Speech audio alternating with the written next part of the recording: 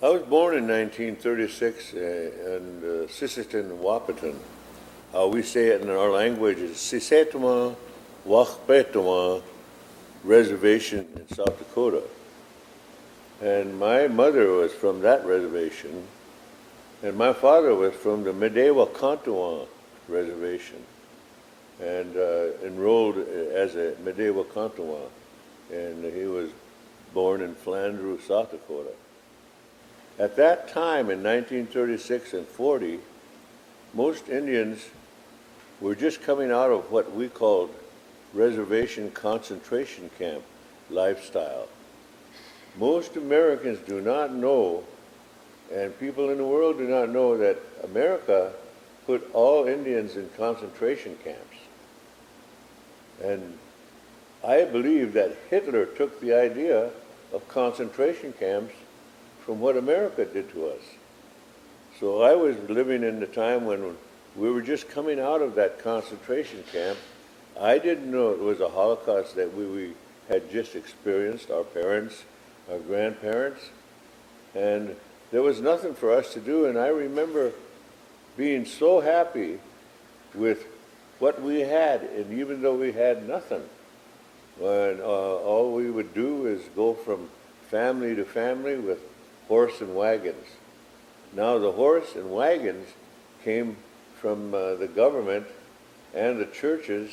If you became a Christian, you got a hoe and a shovel, and the longer you stayed with the church, you got a wagon and a horse so you could get around on the reservation. Kind of sacred incentives, so to speak. Instead of coercion into this religion to become Christian, Indians were coerced.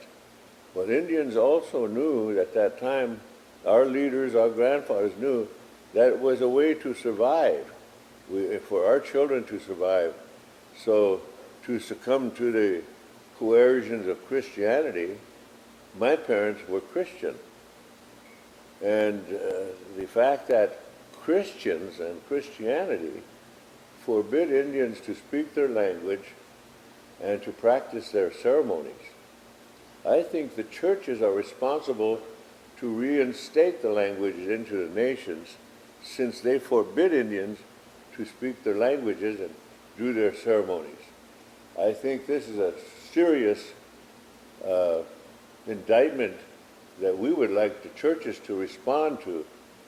And recent years, 5 years ago, I believe it was, the Catholic Church, the Pope in Rome, issued an apology to all Indians for what they had done. You cannot just apologize for what you have done unless you make the retribution of what was done. In other words, reinstate those languages to those tribes. Help reinstate those ceremonies. And also, if you've taken land from Indian people, you either have to pay for it or give it back, or both. I never thought that this was a Holocaust, but I was happy. My dad was a lead singer on the traditional drum. So we went to all the powwows because of his ability to, his awareness of all the traditional Dakota songs.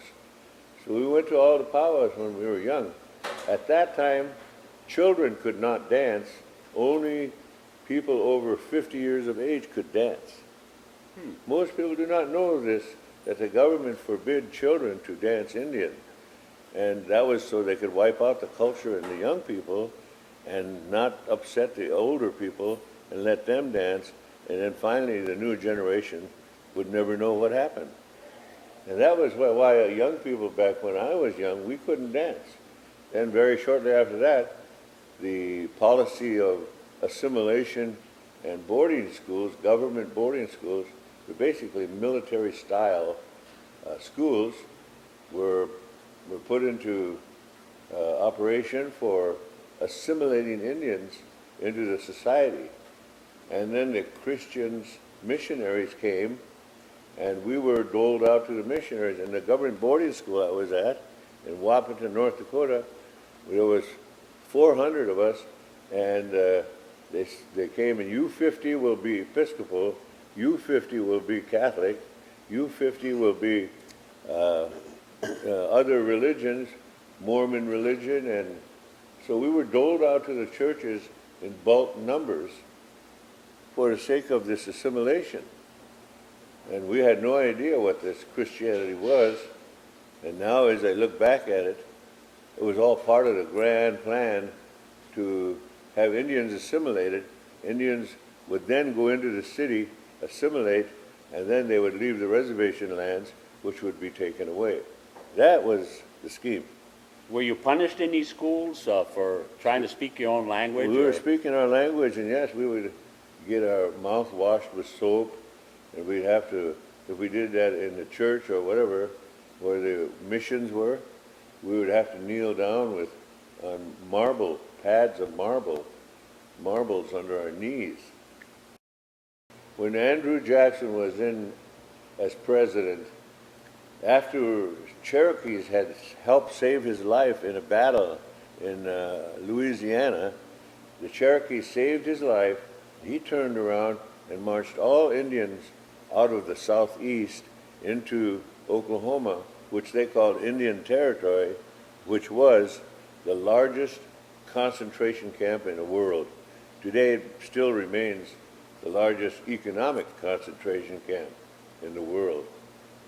I think that Andrew Jackson typifies what America really wanted to do, get us out of the way. Well, what they call America's founding fathers were really America's first terrorists that we encountered. I mean, it was a whole terrorist society who forced us from the land, exploited all of our timber and mineral resources and petroleum resources, not only here in Minnesota, and you played in a movie one time called Clear Cut about how the timber companies looted the Ojibwe people in particular, but Oklahoma, which was supposed to have been set aside for the all the different native nations that were on death marches to Oklahoma, then the oil companies came in and stole all the petroleum, and now we find that $137 billion that was collected over 100 years, which was taken right out of the mouths of our elders, out of our children, has disappeared from U.S. Treasury accounts. So first of all, force them from their land, place them in concentration camps, and then take their resources. What's new? I mean, this is what's going on yet today. No wonder America has the most powerful army in the world. The resources that are taken from our land, no other country is able to take that mass amount of resources and then put that into the energy of building one of the largest armies and high-tech army in the world. You know, we will have to constantly speak to all this, and we need a voice, and I'm glad this station becomes one that the world can see. Technology has given this ability to us, and we're going to use it to speak to the world. And I think this could be a world show eventually. We need the world to be in support of us. I think most of the world does know that America sits on stolen land. And recently I was listening to one of the most respected politicians in America, Jimmy Carter. He was on a talk show, a cooking show where people are cooking and discuss different kind of ways that they cook in their area. And Jimmy Carter was on the show, and the host said, "Isn't it that you're home and you're from Atlanta, Georgia, and you have lived, I understand your parents and your family lived there since the beginning of your generations here." And he says, "When did your family start living there?" "Well, my family's been in Atlanta, Georgia ever since the Indians left."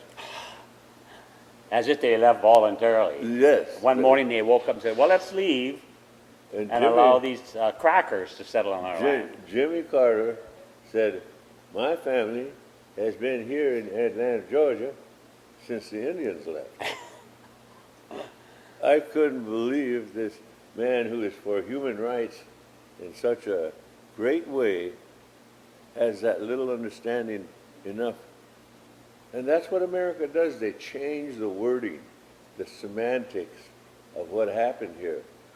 And Jimmy Carter is one of examples of modern day to explain that that land that they were sitting on in Georgia was there because the Indians left after Andrew Jackson put them in concentration camps in Oklahoma.